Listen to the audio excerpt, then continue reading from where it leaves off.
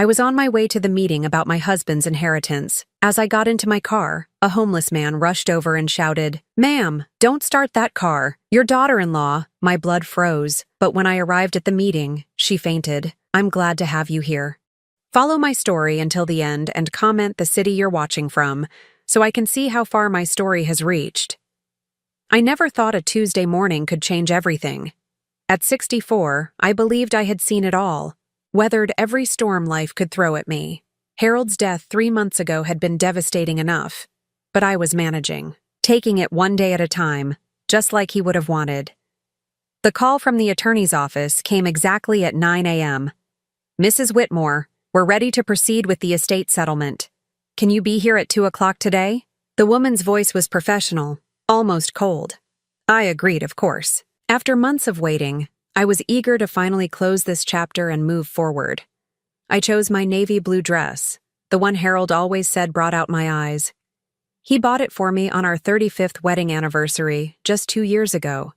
As I clasped the pearl necklace he gave me for our wedding, I caught my reflection in the bedroom mirror. The woman looking back at me seemed older, more fragile than I remembered. 3 months of grief had carved new lines around my eyes, turned my auburn hair more silver than I cared to admit. The drive to downtown took longer than expected. Traffic was heavier than usual, and I found myself drumming my fingers nervously on the steering wheel. I wasn't sure why I felt so anxious. This should have been straightforward. Harold and I had discussed his will many times over the years. Everything was supposed to come to me, with provisions for our son Michael and his family after my passing. I pulled into the parking garage beneath the law office building, my hands slightly trembling as I turned off the engine. The concrete walls felt cold and unwelcoming. I gathered my purse and the folder of documents I'd been asked to bring, took a deep breath, and headed toward the elevator. That's when I heard the voice. Ma'am, wait." I turned to see a man approaching me from behind one of the concrete pillars. He was probably in his 50s, wearing clothes that had seen better days.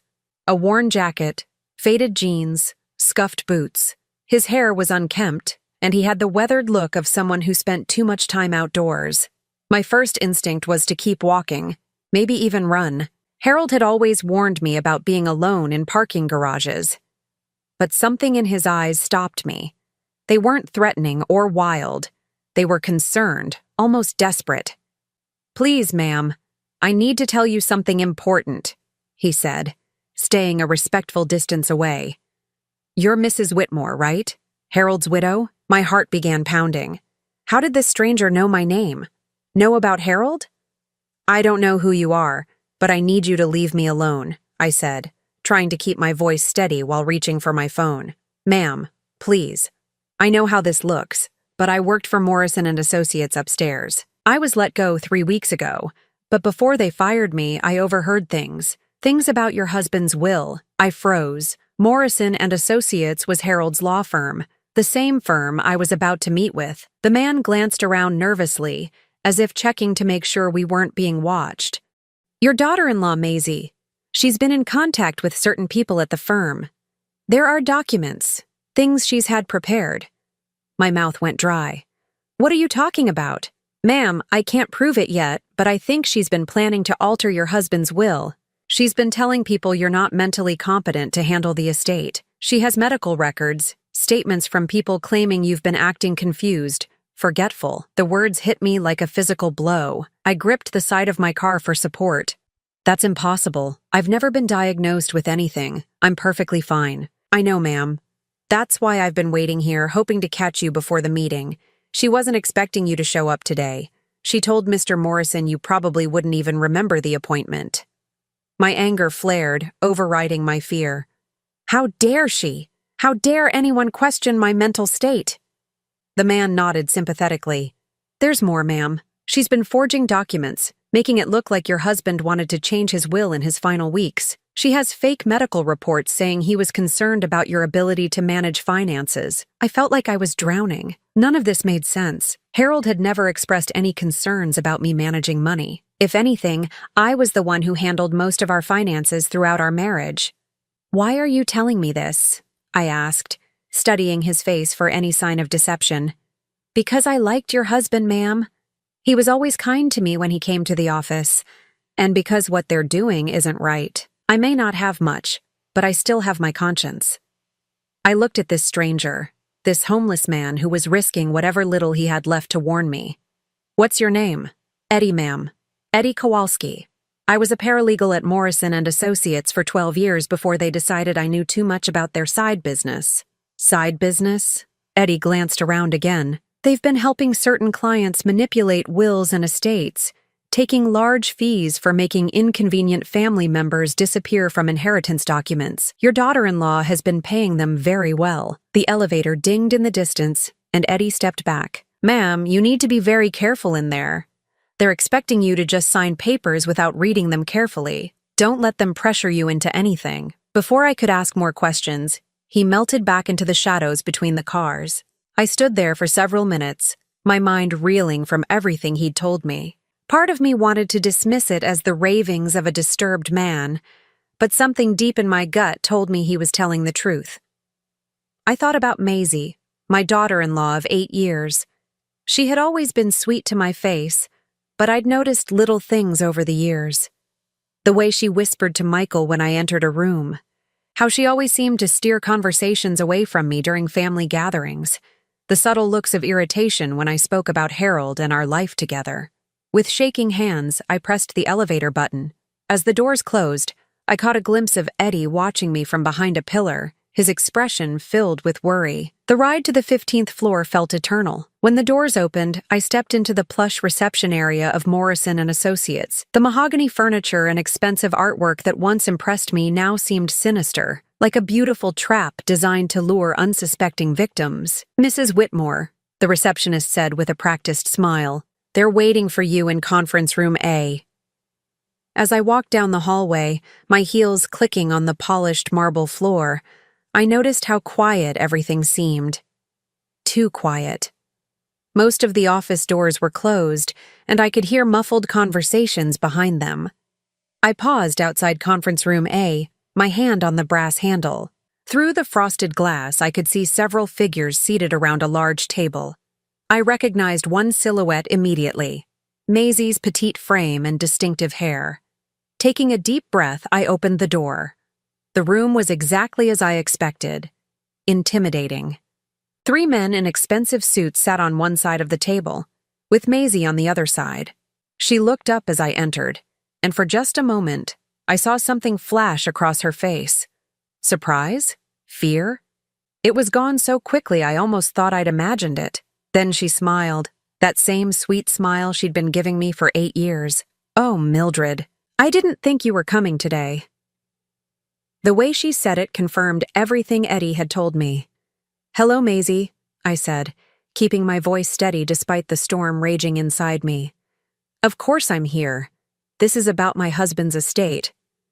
The lead attorney, a thin man with silver hair and cold eyes, gestured to an empty chair. "Mrs. Whitmore, please have a seat. We have several documents that require your signature today." As I sat down, I noticed Maisie fidgeting with her wedding ring, twisting it around her finger repeatedly. She wouldn't meet my eyes directly, instead focusing on the stack of papers in front of her.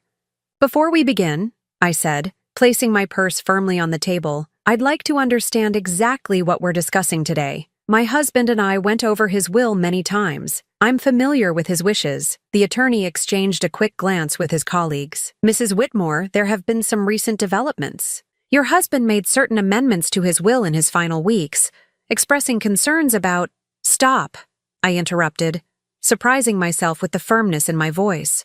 "What kind of concerns?" Maisie finally looked at me, her eyes wide with what appeared to be genuine concern. "Mildred, Harold was worried about your health. He mentioned several incidents where you seemed confused, forgetful. He wanted to make sure the estate was handled properly." The words felt like a slap across my face. "Incidents? What incidents?" One of the other attorneys slid a folder across the table. "Mrs. Whitmore, we have documentation of several occasions where family members noted concerning behavior, memory lapses, confusion about dates and names, difficulty managing household finances." I opened the folder with trembling hands. Inside were what appeared to be medical reports, written statements, even photographs. My breath caught as I recognized Maisie's handwriting on one of the statements, dated just 6 weeks ago. Mildred became extremely agitated when asked about grocery shopping, I read aloud. She couldn't remember what she had purchased or how much money she had spent. When Michael tried to help her organize her receipts, she accused him of trying to steal from her. My hands were shaking so badly I could barely hold the paper. This is completely false. I have never accused Michael of stealing anything. Mildred? Maisie's voice was soft, almost pitying. You did say those things. We were all very worried about you. That's why Harold decided he needed to make arrangements. I stared at her. This woman I had welcomed into my family, who had sat at my dinner table countless times, who had smiled and hugged me at every holiday gathering. The person looking back at me now was a stranger. What arrangements? I managed to ask. The lead attorney cleared his throat. Your husband amended his will to establish a trust. The estate would be managed by a trustee. In this case, your son Michael, with provisions for your care and living expenses. The room started spinning. I gripped the edge of the table to steady myself.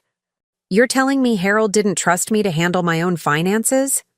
It wasn't about trust, Maisie said quickly. It was about protection. Harold loved you so much, Mildred. He just wanted to make sure you were taken care of. I closed my eyes, trying to process what was happening.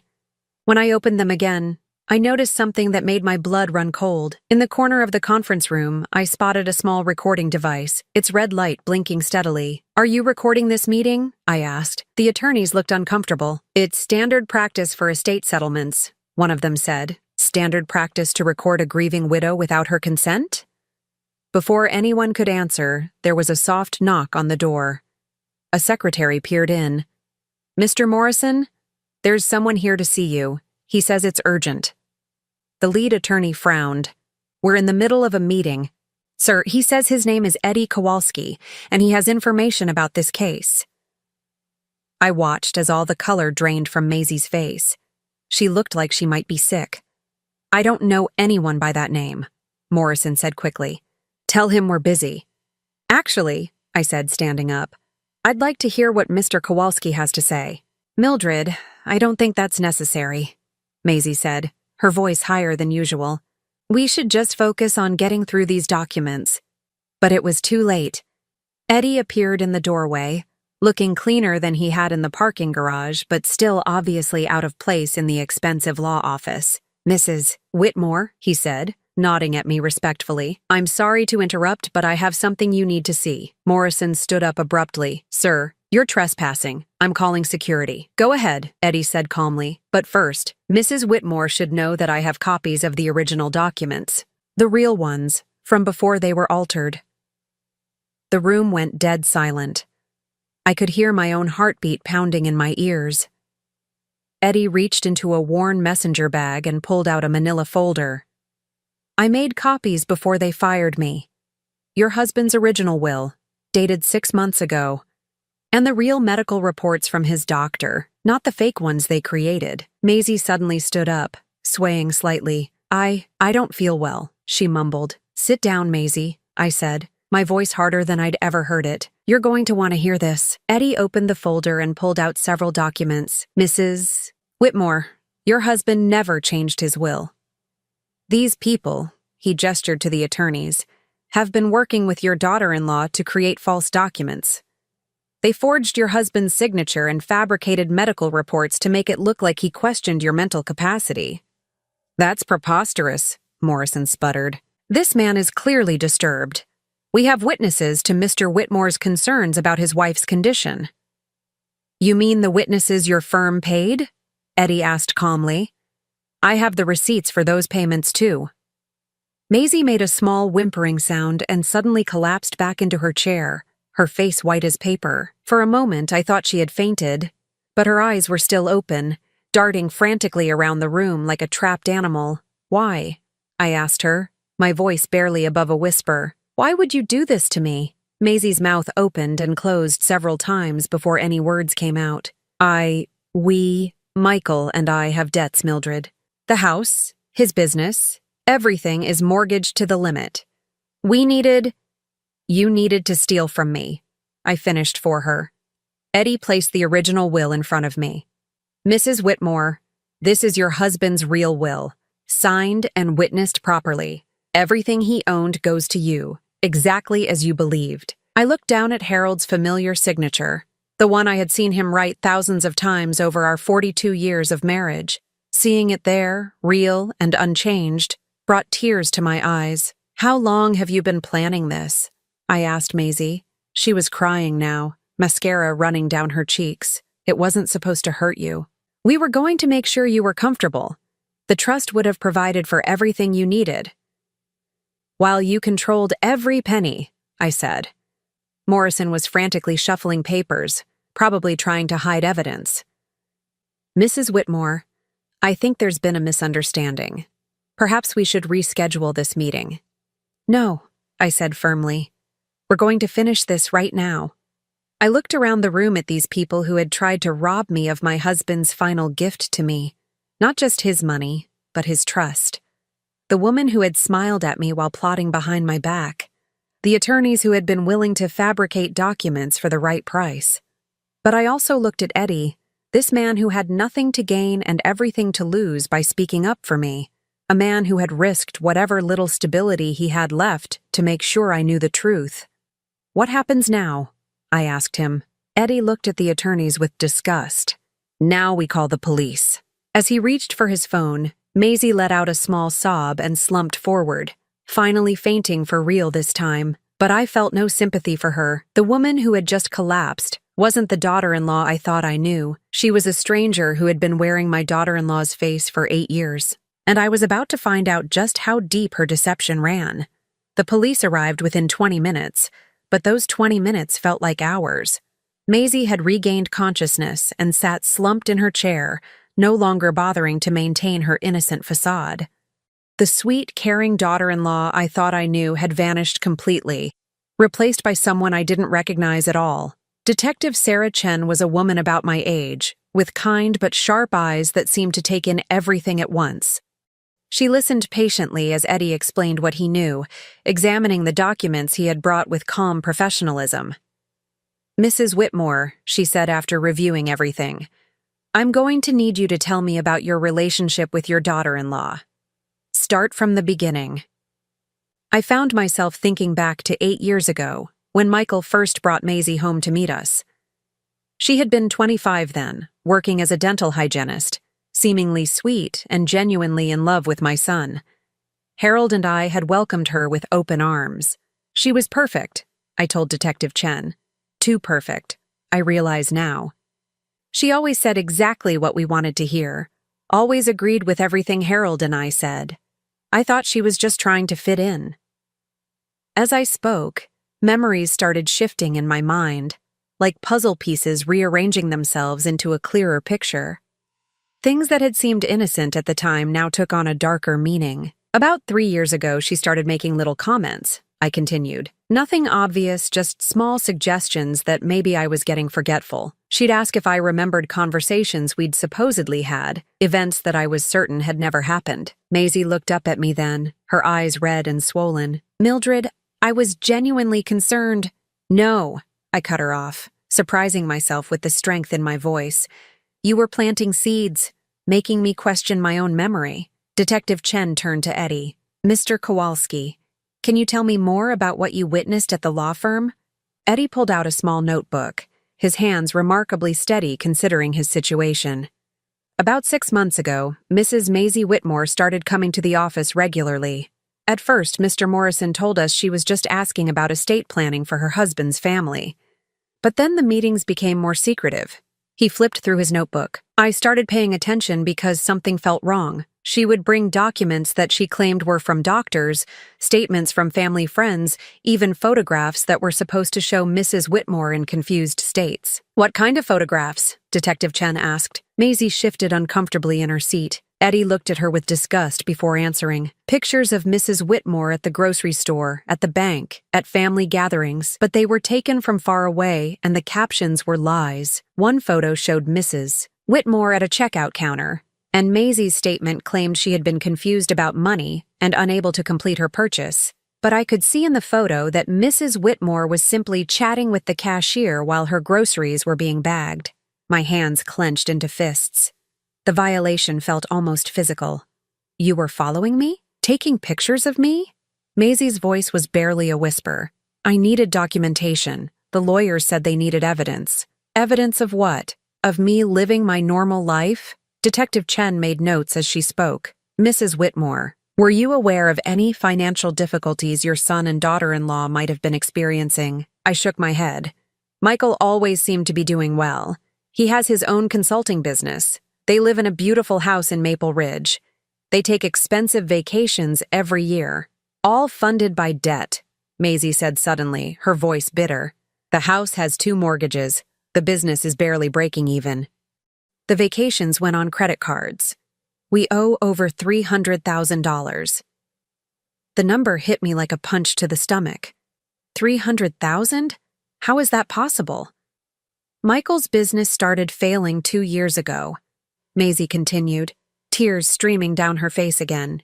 "He was too proud to tell you and Harold. He kept borrowing money, thinking he could turn it around. When Harold got sick, we realized the inheritance might be our only way out." I stared at her, trying to process this information. My son, struggling financially for 2 years, and he hadn't said a word to us. Harold would have helped in an instant if he had known. "So instead of asking for help, you decided to steal from me," I said. "It wasn't stealing," Maisie protested weakly. "You would have been taken care of. The trust would have covered all your expenses," Eddie snorted. "A trust that would have paid you $40,000 a year while the rest of the estate went to cover your debts." I saw the calculations, Mrs. Whitmore.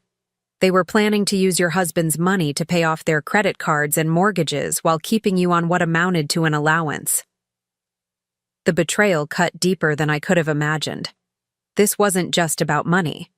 This was about my son and his wife systematically planning to control every aspect of my life. "Does Michael know?" I asked Maisie. "Is he part of this?" She hesitated, and that hesitation told me everything I needed to know. "He knows about the debts," she said finally, "and he knows we were hoping the inheritance would solve our problems, but he doesn't know about the fake documents or the lies about your mental state.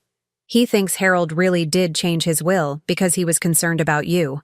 Detective Chen looked up from her notes. "So your husband believes his father genuinely thought his mother was becoming incompetent?" Maisie nodded miserably. "I've been telling him stories for months. Little incidents that supposedly happened when he wasn't around. I made him believe that Harold was worried about your memory, your decision-making abilities." The room felt like it was spinning.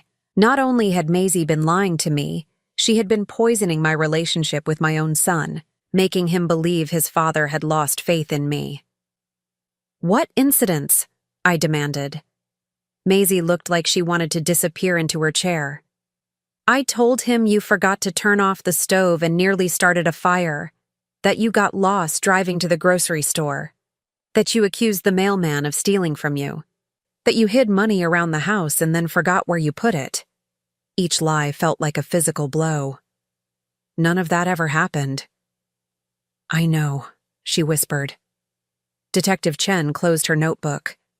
"Mrs. Whitmore, I'm going to need you to come to the station to give a formal statement.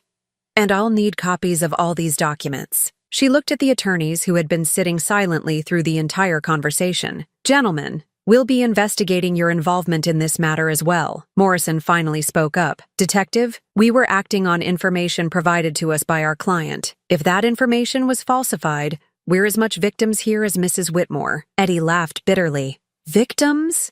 You charged them $50,000 to forge documents and fabricate evidence. I have copies of your invoices." The lead attorney's face went white.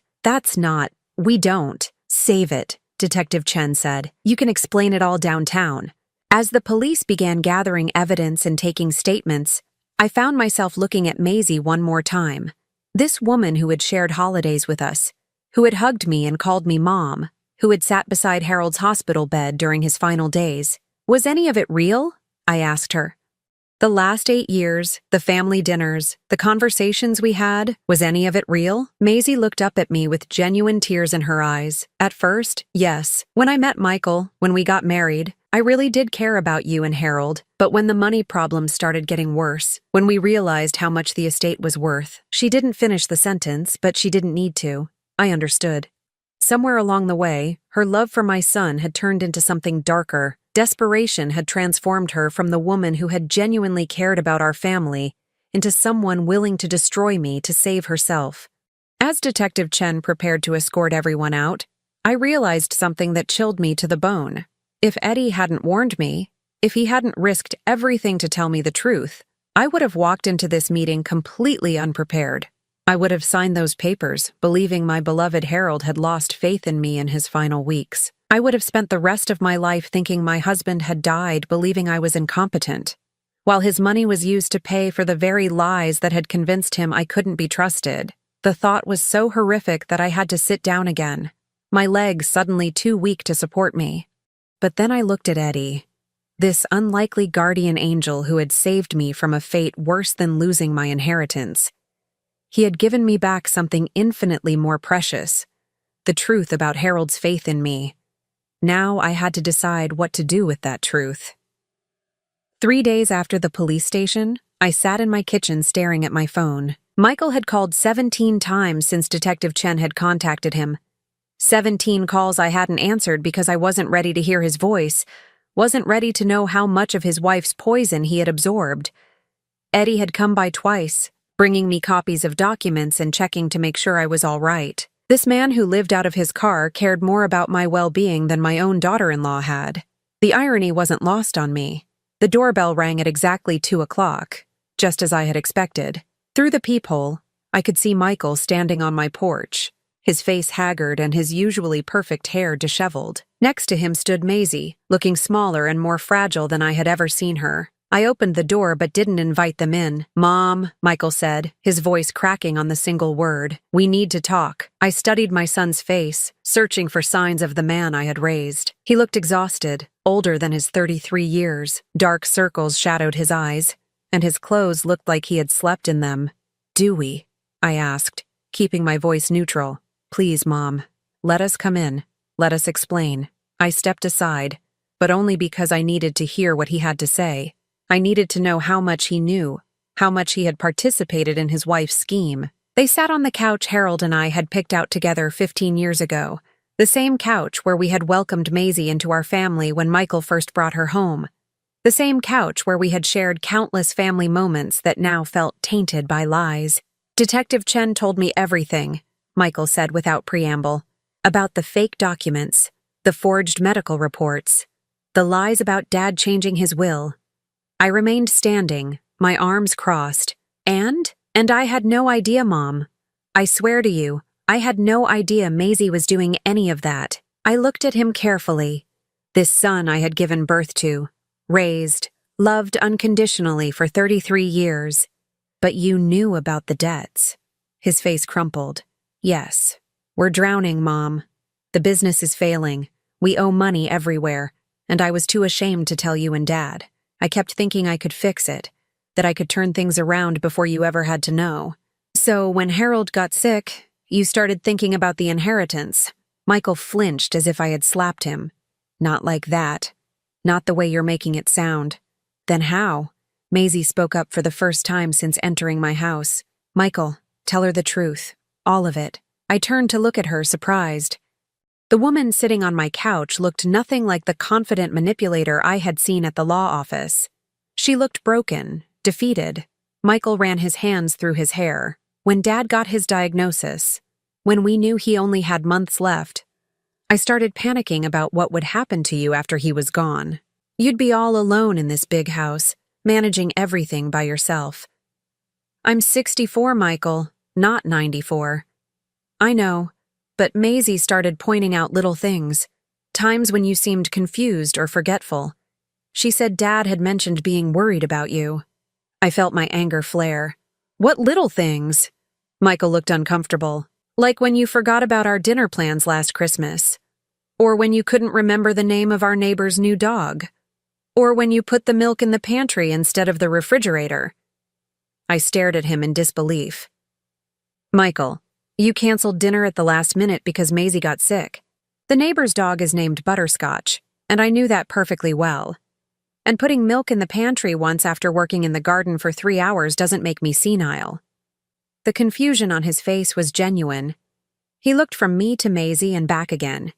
But Maisie said, Maisie lied, I said flatly. About everything. Maisie was crying again, silent tears streaming down her face. I twisted things, she whispered. I took normal, everyday moments and made them sound like symptoms of dementia. I made you see problems that weren't there. Michael looked like someone had pulled the ground out from under him. Why would you do that? Because I was desperate, Maisie said. Because we were losing everything. And I thought if you believed your mother needed help managing the estate, maybe you'd be more willing to let us handle things for her. Handle things, I repeated. You mean steal from me? No, Maisie protested weakly. We would have taken care of you. You would have had everything you needed. Under your control, I said. $40,000 a year while you used Harold's money to pay off your credit cards and mortgages. Michael's head snapped up. What are you talking about? Ask your wife about the trust she had the lawyers draw up. Ask her about how much of the estate was going to be used to pay your debts while I lived on an allowance. I watched as understanding dawned on Michael's face, the horror, the realization of just how thoroughly he had been manipulated by his own wife. Maisie, he said, his voice barely audible, tell me she's wrong. Maisie couldn't meet his eyes. The lawyers said it was the best way to protect everyone's interests. Everyone's interests? Michael exploded, jumping up from the couch. You were planning to steal my mother's inheritance? We were drowning, Maisie screamed back, her composure finally cracking completely. Your business was failing. We owed money to everyone, and you were too proud to ask for help. I was trying to save us by destroying my mother. The raw pain in Michael's voice cut through my anger. I could see him realizing not just what Maisie had done, but how she had used his love for me against both of us. How she had made him complicit in doubting his own mother while believing he was protecting me. Michael, I said quietly, sit down. He sank back onto the couch, looking like a man who had just discovered his entire life was built on lies. I want you to understand something, I continued. Your father never doubted me. Not once. Not ever. His will was never changed. He never questioned my ability to manage our affairs. The man you knew, the father who raised you, that man trusted me completely until the day he died. Michael broke down then, sobbing like he had when he was a little boy. I'm so sorry, Mom. I'm so sorry I believed her.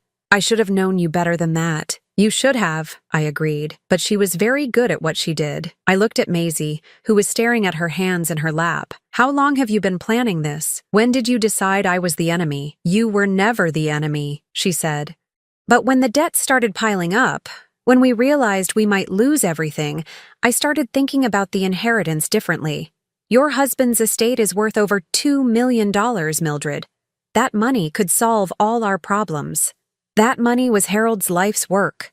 Money he saved so I could live comfortably after he was gone.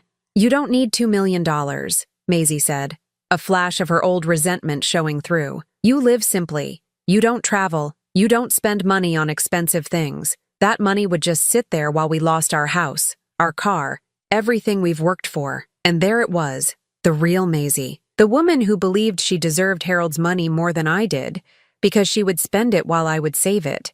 The woman who had convinced herself that stealing from me was actually noble, because I didn't deserve what my husband had left me. Michael looked at his wife like he was seeing her for the first time. Maisie, how could you think like that? How could you believe you had any right to Mom's inheritance? Because she doesn't need it, Maisie shouted. Because we do. Because you were too stubborn and proud to ask for help when we needed it. So instead of asking, you decided to take, I said.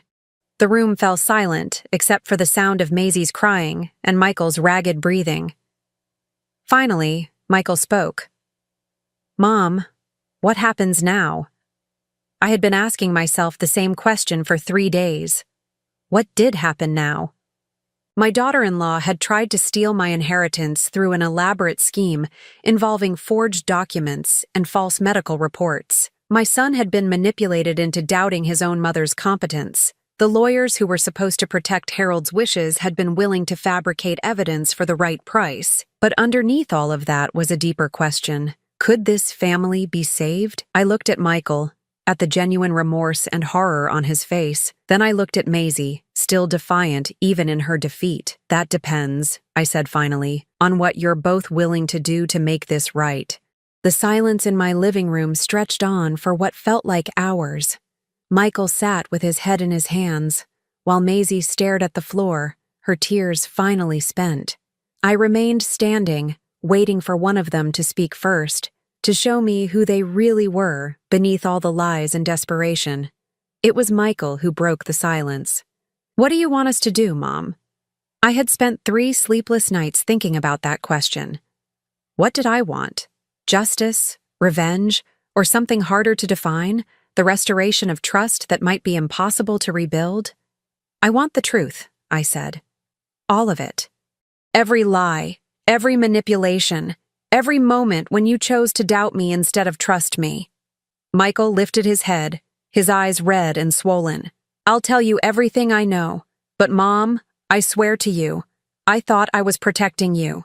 Maisie convinced me that Dad was worried about your memory, that he wanted to make sure you were taken care of." "How?" I asked. "What exactly did she tell you?" Michael glanced at his wife, who still wouldn't look up from the floor. "She said Dad had mentioned it to her during one of his doctor visits, that he was concerned about leaving you alone with so much responsibility." I felt a chill run down my spine. "Maisie was with Harold at his doctor visits?" "Sometimes," Michael said, "when I couldn't get away from work. She offered to drive him, to help him keep track of his medications and appointments." I turned to look at Maisie.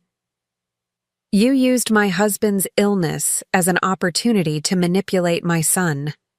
Finally, she looked up at me. "Harold never said anything about being worried about you, but he was so weak during those last months, so dependent on everyone around him. It made it easy to suggest that maybe he should be thinking about what would happen to you after he was gone." "Suggest to whom?" I demanded. "To Michael. I would mention things when we got home from the appointments. Little comments about how frail Harold was getting, how much he was depending on you for everything. I made it sound like Harold was concerned about burdening you." The betrayal cut deeper than I had thought possible.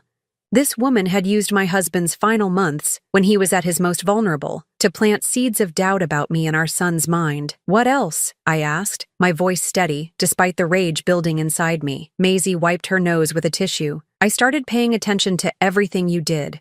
Every time you forgot where you put your keys, every time you had to ask someone to repeat themselves, every normal thing that happens to everyone every day. I would mention it to Michael later, make it sound concerning. And you believed her," I said to Michael. "She was so subtle about it, Mom. She never said you were having problems directly. She would just mention things casually, like she was worried but didn't want to make a big deal about it. Over time, it started to seem like there was a pattern." I thought back over the past year, trying to remember interactions with both of them. Had I noticed Maisie paying unusual attention to my words and actions? Had there been signs I had missed? "The photographs," I said suddenly. "When did you start following me?" Maisie shifted uncomfortably. "About 4 months ago. The lawyers said they would need documentation if we were going to challenge your competency." "Challenge my competency?" I repeated. "You were planning to have me declared mentally unfit." "No," Michael said quickly. "That's not what we discussed." "That's exactly what we discussed," Maisie snapped, turning to face her husband. "Michael, stop pretending you didn't know what this was about. We talked about setting up a conservatorship, about making sure your mother was protected from making bad financial decisions." Michael's face went white. "I thought we were talking about helping her manage things, not taking away her rights." "They're the same thing," Maisie said. "A conservatorship would have protected her while making sure the money was used responsibly." "Responsibly?" I said. "You mean to pay off your debts?" "The debts were destroying us," Maisie said, her voice rising again. "Do you have any idea what it's like to lose everything? To have creditors calling you every day? To know that you're going to lose your house, your car, everything you've worked for? Do you have any idea what it's like to discover that your own family has been plotting against you?" I shot back. "To learn that the people you trusted most in the world were planning to have you declared incompetent so they could steal your money?" "We weren't going to steal anything," Michael protested weakly. "The trust would have provided for you." "Michael," I said, my voice gentler now because I could see he was finally understanding what had really been planned. The trust Maisie and the lawyers designed would have given me $40,000 a year to live on while the rest of Harold's estate paid off your debts. After that money was gone, what then? He stared at me, the full implications finally sinking in. There wouldn't have been anything left. Nothing, I confirmed. Your father worked for 45 years, saved every penny he could, invested carefully, and built an estate that would have allowed me to live comfortably for the rest of my life. Your wife's plan would have wiped it out in 5 years. Maisie stood up suddenly, her face flushed with anger. This is all easy for you to judge, Mildred. You've never been in debt. You've never faced losing everything. You don't know what desperation feels like. You're right, I said. I don't know what it feels like to be in your situation, but I know what it feels like to be betrayed by people I love. And I know what it feels like to discover that someone I welcomed into my family was willing to destroy me to save herself. I wasn't trying to destroy you, Maisie said. I was trying to save my marriage, my family, my life, at the cost of mine. The words hung in the air between us. For the first time since this nightmare began, I saw genuine recognition in Maisie's eyes. She finally understood what she had done, what she had been willing to do. Michael stood up and walked to the window, staring out at the garden Harold and I had planted together 20 years ago. What happens to us now, Mom? To our family? It was the question I had been dreading. Because the truth was, I didn't know if we could come back from this. Trust, once broken so completely, might be impossible to repair. The lawyers will face criminal charges, I said. Eddie has provided enough evidence to prove they were involved in document forgery and fraud. And Maisie? Michael asked without turning around. I looked at my daughter-in-law, this woman who had seemed so perfect when Michael first brought her home. That depends on what she does next. What do you mean? Maisie asked. Detective Chen told me that if you cooperate fully with the investigation, if you testify against the lawyers and help expose how this scheme worked, the district attorney might be willing to consider a plea agreement. And if I don't, then you'll face the full consequences of fraud, forgery, and conspiracy charges. Eddie's evidence is thorough enough to convict you without your cooperation. Maisie sank back down onto the couch. What kind of plea agreement? I don't know, I admitted. That would be between you, your lawyer, and the district attorney. But Maisie, you need to understand something. Even if you avoid prison, even if you get probation or community service, this doesn't go away. You tried to steal from me. You manipulated my son into doubting me. You used my husband's illness to further your scheme. I know, she whispered. Do you? I asked. Because 5 minutes ago you were still defending what you did. You were still acting like I didn't deserve the money Harold left me. Maisie looked up at me with something that might have been genuine remorse. I was wrong. I can see that now. I let desperation turn me into someone I don't recognize. Someone willing to destroy an innocent person to get what you wanted. Yes, it was such a small word, but it carried the weight of everything that had happened. Finally, an admission without excuses or justifications. Michael turned back from the window. Mom, is there any way? Is there any possibility that we can fix this? That our family can survive this? I looked at my son, this man I had raised to be honest and kind, who had been manipulated into participating in his own mother's betrayal. Then I looked at Maisie, who had orchestrated it all. I don't know, I said honestly, but I know what has to happen first. They both waited for me to continue. Maisie has to face the consequences of what she's done. She has to cooperate with the police, testify against the lawyers, and accept whatever punishment the court decides is appropriate. And Michael, you have to decide whether you can stay married to someone who was willing to do this to your mother. Michael's face crumpled. Mom, she's my wife. I love her.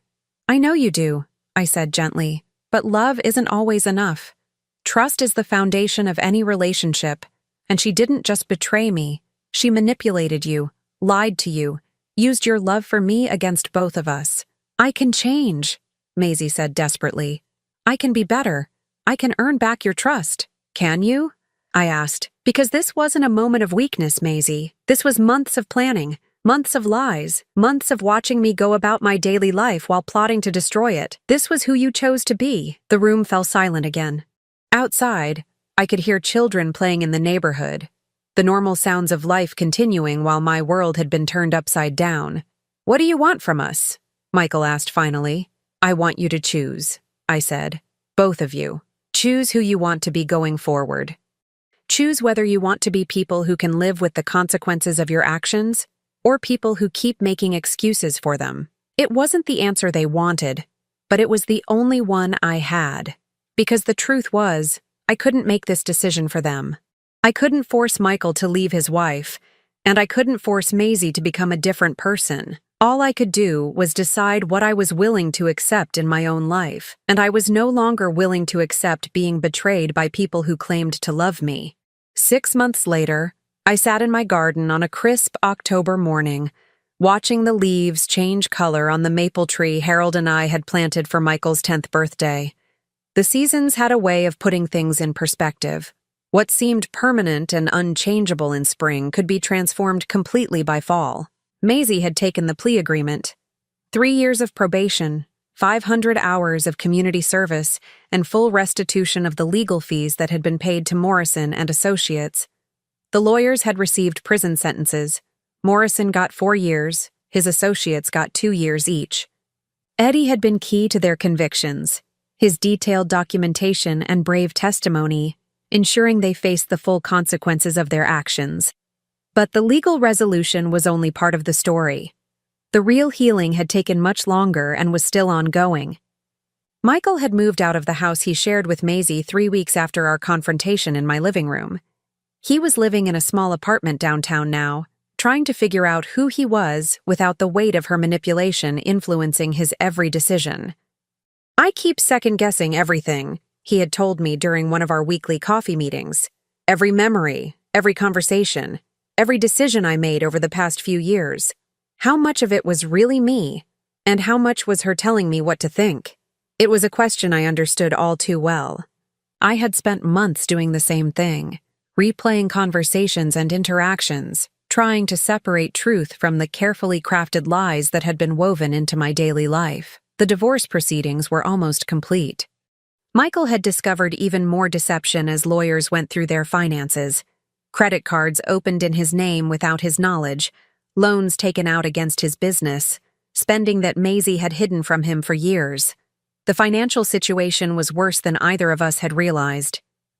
I had offered to help with the debts, but Michael had refused. "Mom, I can't take your money to clean up the mess my wife made," he had said. "I need to figure this out on my own, the right way this time." It was a decision I respected, even though it pained me to watch him struggle. He had sold the house in Maple Ridge, was driving a 10-year-old Honda instead of his BMW, and was working 16-hour days to rebuild his consulting business from the ground up. But there was something different about him now, a sense of purpose and integrity that reminded me of the man I had raised him to be. Eddie had become an unexpected fixture in my life. I had hired him as a part-time groundskeeper for my property, and he was living in the small apartment above Harold's workshop. Watching him transform from a desperate man living out of his car to someone with stability and purpose had been one of the few bright spots in this difficult time. "Mrs. W," he called out as he walked across the lawn, carrying a tray with 2 cups of coffee. "Thought you might like some company this morning." I smiled as he settled into the chair beside me. "Thank you, Eddie. How are you feeling about today?" Today was the day Maisie's probation officer was coming to verify her community service hours. She had been assigned to work at a local food bank, helping to prepare and serve meals for people experiencing homelessness. People like Eddie had been just months ago. The irony wasn't lost on any of us. "I hope she's learning something," Eddie said thoughtfully. "Not everyone who ends up desperate makes the choices she made."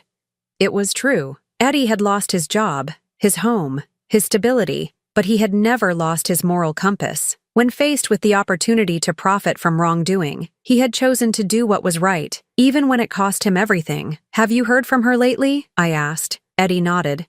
"She comes to the food bank sometimes when I'm there picking up supplies for the church. She doesn't say much, but she works hard. I think she's finally starting to understand what desperation really looks like." I wasn't sure how I felt about that. Part of me wanted Maisie to suffer, to truly comprehend the harm she had caused, but a larger part of me just wanted her to become a better person. Someone who would never again be capable of the cruelty she had shown me. My phone buzzed with a text message. It was from Michael. "Coffee later. I have some news." I showed the message to Eddie, who raised an eyebrow. "Think it's good news or bad news? With Michael these days, it's usually both," I replied. That afternoon, Michael arrived at my house looking better than he had in months. He had gained back some of the weight he had lost during the stress of the divorce, and there was color in his cheeks again. "You look good," I told him as we settled in the kitchen with our coffee. "I feel good, Mom. Really good. For the first time in years, I feel like I'm living my own life instead of trying to manage someone else's crises." He pulled out his phone and showed me a picture of a small storefront with Whitmore Consulting painted on the window. "I signed the lease yesterday. My own office, my own business, built the right way this time." Pride swelled in my chest. "Harold would be so proud of you." "I hope so," Michael said. "I've been thinking about him a lot lately, about the values he tried to teach me, the kind of man he wanted me to become. I lost sight of that for a while." "We all did," I said gently, "but we found our way back." Michael reached across the table and took my hand.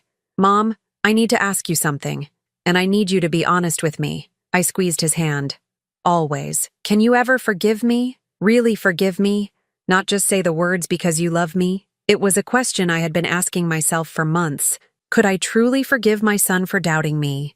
For being manipulated into participating in a scheme that could have destroyed my life? "Michael," I said carefully, "forgiveness isn't something that happens all at once.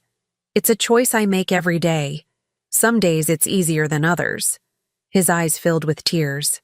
"I understand. But yes," I continued, "I can forgive you. I have forgiven you. Because I can see that you were a victim too. Maisie used your love for me against both of us, and that wasn't your fault. It feels like it was my fault. I should have known better.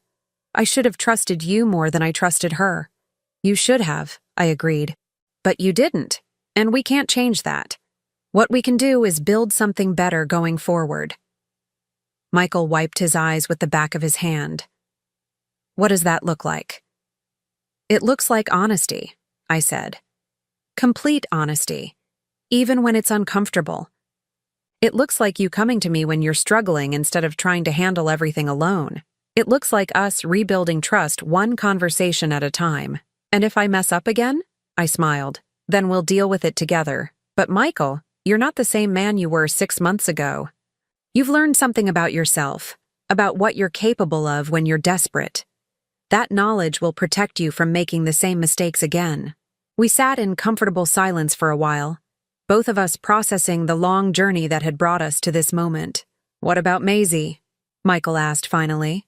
"What about her? Do you think you'll ever be able to forgive her?" I considered the question carefully. "I don't know. What she did was calculated, deliberate, cruel. She didn't just make a mistake or let desperation cloud her judgment for a moment. She spent months planning to destroy me, and she enjoyed doing it. She says she's changed. Maybe she has. People can change, Michael. But forgiveness isn't about whether someone has changed. It's about whether I'm willing to carry the burden of anger and resentment. And I've decided I'm not. So you have forgiven her? I've let go of the anger," I clarified. "That's not the same as forgiveness. And it's certainly not the same as trust. Maisie will never be welcome in my life again. But I refuse to let her steal any more of my peace." Michael nodded. "I think I understand." As he prepared to leave, I walked him to the door. The sun was setting, painting the sky in brilliant oranges and purples. It was the kind of sunset Harold and I used to watch together from our back porch, his hand in mine as we talked about our dreams for the future. "Mom," Michael said as he hugged me goodbye, "thank you for not giving up on me." "Thank you for finding your way back," I replied. After he left, I walked through my house, this home Harold and I had built together over 4 decades of marriage. The rooms were quiet, but not lonely. I had thought that losing Harold would mean facing the rest of my life alone, but I had discovered something important over these past months. I wasn't alone. I had people in my life who genuinely cared about me. Eddie, whose loyalty and courage had saved me from a terrible fate.